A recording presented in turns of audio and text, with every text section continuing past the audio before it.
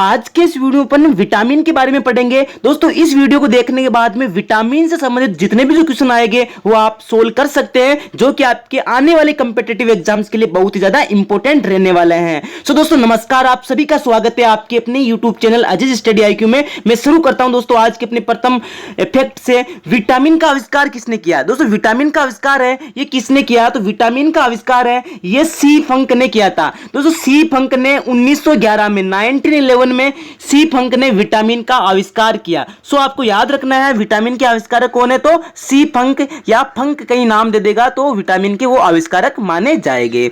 अगला है रोगों से शरीर की रक्षा करने के लिए आवश्यक है। विटामिन का उपयोग कहां होता है? दोस्तों अगर आपसे पूछे कि निम्न में से किससे ऊर्जा नहीं मिलती, तो दोस्तों विटामिन से अपन को कोई भी ऊर्जा नहीं मिलती। ऊर्जा संबंधी रासायनिक क्रियाओं का नियंत्रण करता है, लेकिन इससे ऊर्जा अपन को नहीं मिलती।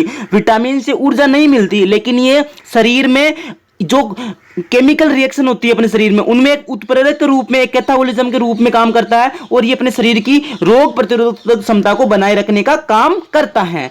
नेक्स्ट चलते दोस्तों, जल में घुलनशील विटामिन कौन सा है? जल में घुलनशील विटामिन है बी और सी। मतलब दोस्तों इसको ऐसे रखिए, भैंस गई पानी में, बी सी मतलब भैंस, बी सी मतलब भैंस गई पानी में। कहां गई दोस्तों? भैंस कहां गई? पानी में गई। तो दोस्तों बी और सी विटामिन है ये पानी में जाने वाले यानी पानी में घुलने वाले विटामिन हैं। तो जल में घुलनशील विटामिन कौन सा है? भैंस गई पानी में, मतलब बी और सी। बी सी मतलब भैंस कहां जाती है? पानी में। तो बी और सी विटामिन वाले पानी में जाते हैं, मतलब बी और सी विटामिन है ये जल में घुलनशील है। नेक्स्ट चलते दोस्तों, वसा में घुलनशील विटामिन कौन से हैं? तो दोस्तों वसा में घुलनशील विटामिन कौन से हैं? तो वसा में घुलनशील विटामिन है vitamin A, vitamin D, vitamin E, vitamin के।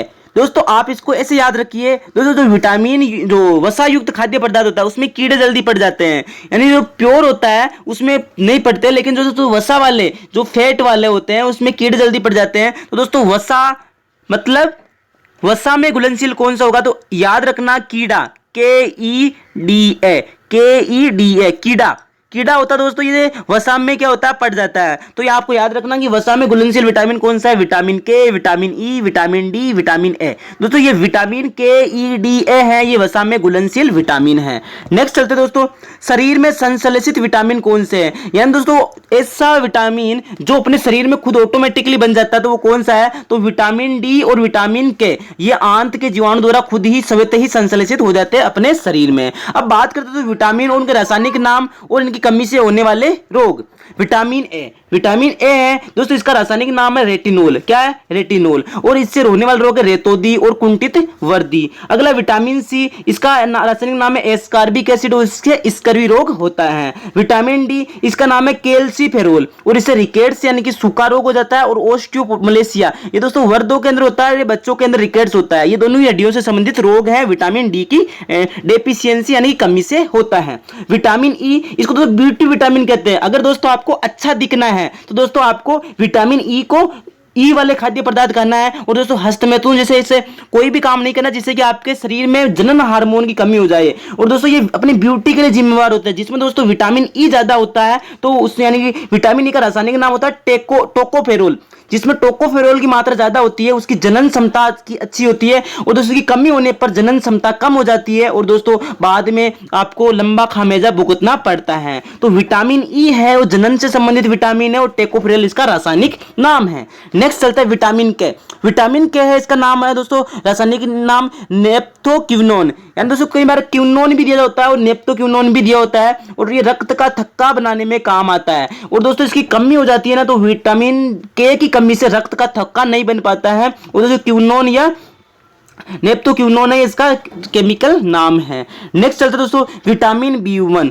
विटामिन B1 की कमी दोस्तों इससे बेरी रोग हो जाता है और इसका रासायनिक नाम है थायमिन। विटामिन B1 है इसका रासायनिक नाम क्या? थायमिन। बेरी इसकी कमी से रोग हो जाता है। विटामिन B2 इसका रासायनिक नाम है राइबोफ्लेविन और इससे जो रोग होता है वो होता है किलोसिस यानी कि त्वचा का फटना। अगर दोस्तों किसी व्यक्ति के होंठ फट रहे हैं, त्वचा फट रही है तो वो विटामिन B2 की कमी यानी कि राइबोफ्लेविन की कमी से फट रही होती है। विटामिन B3, विटामिन B3 है दोस्तों इसको बोलते हैं, इसका रासायनिक नाम नियासिन भी है और निकोटिनेमाइड भी है। यानी कि दोस्तों इसको निकोटिनामाइड भी बोलते हैं और नियासिन भी बोलते हैं। किसको? विटामिन B3 को।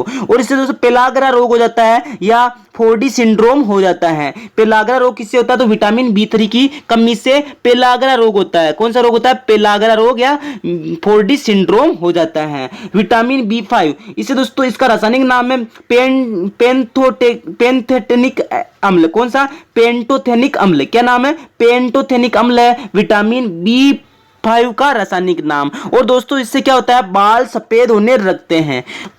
विटामिन B5 से बाल सफेद होने लगते हैं अगर कमी है तो, यानी कि विटामिन B5 की कमी से या डेफिशिएंसी से अपने बाल है वो व्हाइट कलर के होने लगते हैं। विटामिन B6 है दोस्तों, विटामिन B6 है, इसका नाम है पायरोडोक्सिन। क्या नाम है? रासायनिक नाम है पायरोडोक्सिन। इससे चर्म रोग हो जाता है और रक्तहीनता जिसको एनीमिया भी बोलते हैं। तो विटामिन B6 की कमी से एनीमिया हो जाता है। अगला है दोस्तों विटामिन B7। विटामिन B7 है दोस्तों, जिस तरह से दोस्तों विटामिन B5 से बाल सफेद होते हैं, इसे दोस्तों विटामिन B7 से बाल गिरने लगते हैं दोस्तों, बाल गंजापन आने लगता है और दोस्तों लकवा जैसी शिकायत होने लगती है, यानी खून जमने लगता है। और दोस्तों इसका रासायनिक नाम है बायोटीन। का कौन सा नाम है? बायोटीन। विटामिन B7 का बायोटीन है, विटामिन B6 का पायरोडोक्सिन है और विटामिन B5 का पेंथोटिक अम्ल है और विटामिन B3 का निकोटिनामाइड या नियासिन है। और दोस्तों विटामिन B2 का राइबोफ्लेविन है, विटामिन B1 का थायमीन है। अगला चलते तो विटामिन B9। विटामिन B9 दोस्तों इसका नाम फोलिक एसिड भी बोलते हैं और इसकी कमी से भी एनीमिया और पेचिस रोग हो जाता है। ठीक है। और दोस्तों बात करते हैं अपन विटामिन B12। विटामिन B12 है दोस्तों, इसमें कोबाल्ट पाया जाता है। क्या पाया जाता है? कोबाल्ट। और इसका रासायनिक नाम है साइनोकोबालामिन। साइनोकोबालामिन है, ये विटामिन B12 का रासायनिक नाम है और इसकी कमी से एनीमिया रोग हो जाता है और तंत्रिका संबंधी रोग भी इसकी कमी से हो जाता है। सो गाइस ये थे इंपॉर्टेंट विटामिन से फैक्ट। और दोस्तों मिलेंगे नेक्स्ट वीडियो में इसी प्रकार के नए क्वेश्चंस, नए फैक्ट के साथ में। सो गाइस सब्सक्राइब कीजिए मेरे चैनल को और लाइक कीजिए अगर आपको वीडियो अच्छा लगा, और कम से कम 10 लोगों को जरूर शेयर करिए ताकि मैं ऐसे वीडियो बनाने के लिए मोटिवेटेड रहूं और मैं कुछ एजुकेशन संबंधी वीडियोज अपनी पूरी एनर्जी के साथ में आपको बना करके आपके समक्ष ला सकूं। सो आज के लिए इतना ही, मिलेंगे नेक्स्ट वीडियो में। तब तक के लिए जय हिंद, टेक केयर, बाय बाय।